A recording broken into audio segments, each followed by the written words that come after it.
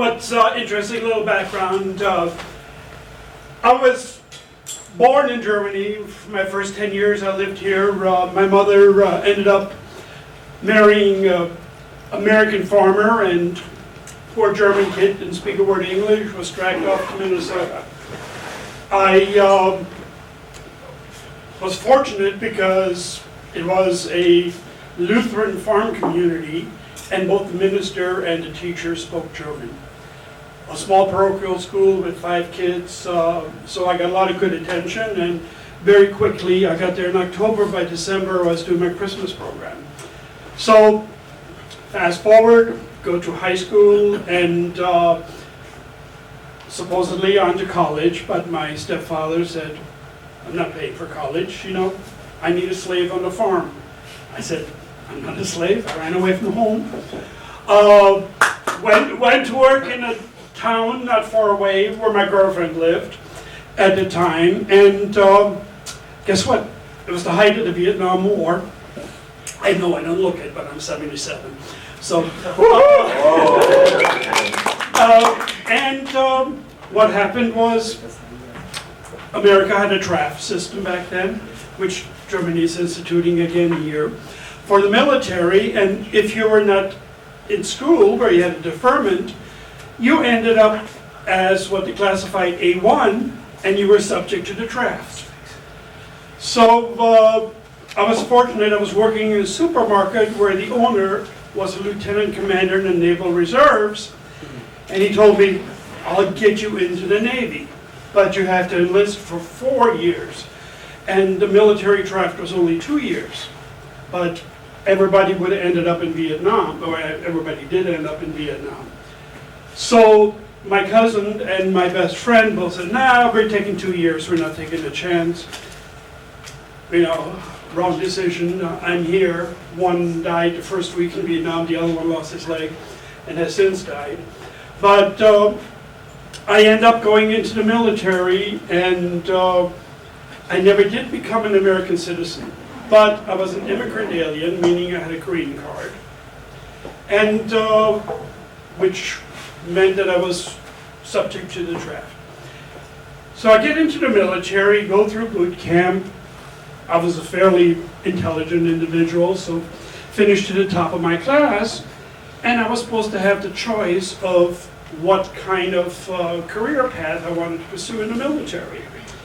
So I was very much into computers already in the 60s and 70s, and I wanted to, pursue that path. I said, oh no, we can't do that. You're not an American citizen. You know, you need a security clearance.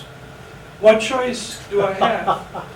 Well, you can become a storekeeper, meaning, keeping track of things within their system, or you can become a survival technician.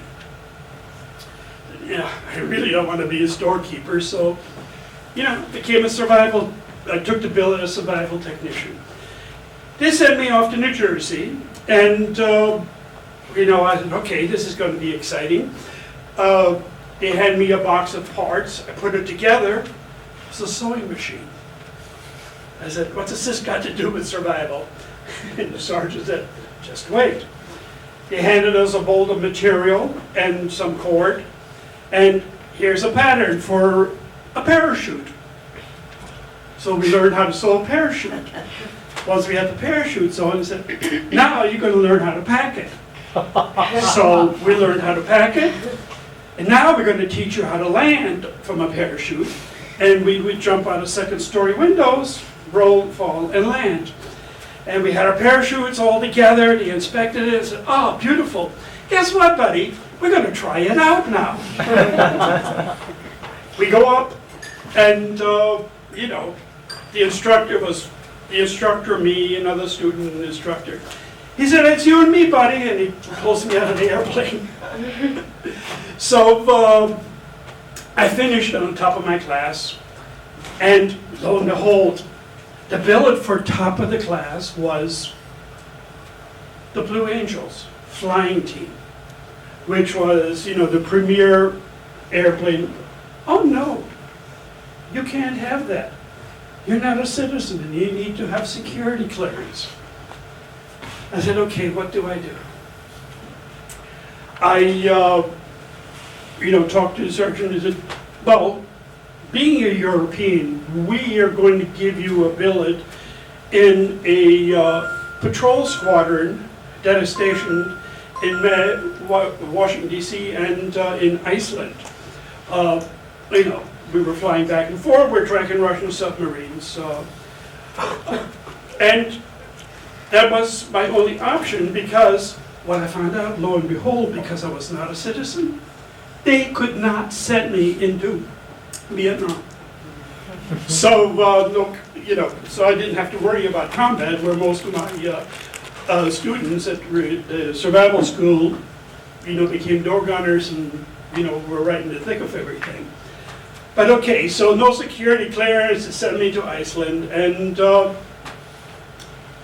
first night I'm standing guard at midnight, and I hear this shh, and I see this big black airplane landing, and it turns out to be the U-2 spy plane.